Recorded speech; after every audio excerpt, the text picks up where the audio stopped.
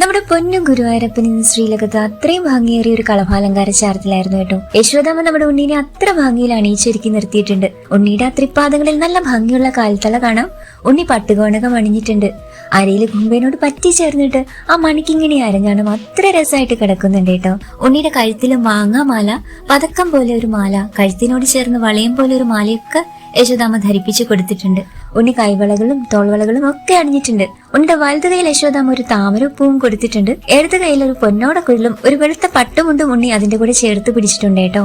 യശോദാമ്മയുടെ അടുത്ത് ഉണ്ണി പറയാ, എന്നും അമ്മ എന്നെ പട്ടുകോണകല്ലേ ഉടുപ്പിക്കുന്നേ, എനിക്ക് ഈ പട്ടുമുണ്ടും കൂടി ഇന്ന് ഉടുപ്പിക്കണം കേട്ടോ എന്ന് പറഞ്ഞിട്ട് പിടിച്ചിട്ട് നിൽക്കാന്ന് തോന്നുന്നു കേട്ടോ. ഉണ്ണിയുടെ ആ നിൽപ്പ് കണ്ടിട്ട് ഉണ്ണി തലയിൽ പൊന്നിൻ കിരീടം ചാർത്തിയിട്ടുണ്ട്.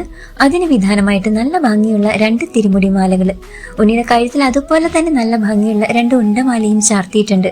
അങ്ങനെ ആ നെയ്വിളക്കിന്റെ ശോഭയില് വലത് കയ്യിൽ താമരപ്പൂവും ഇടത് കയ്യിൽ തന്റെ പൊന്നോടക്കുഴലും ആ പട്ടുമുണ്ടും ചേർത്ത് പിടിച്ചിട്ട് നമ്മുടെ പൊന്നുണ്ണിക്കണ്ണൻ ദേ നോക്കിക്കേ, ഞാനിപ്പോ ഈ മുണ്ടെടുത്തിട്ട് അത്ര സുന്ദരനായിട്ട് വരും കേട്ടോ എന്ന് ഭക്തരോട് പറയുന്ന ആ ഭാവത്തിൽ നിൽക്കുന്ന കാഴ്ച കാണാൻ അത്രയും രസമായിരുന്നു കേട്ടോ.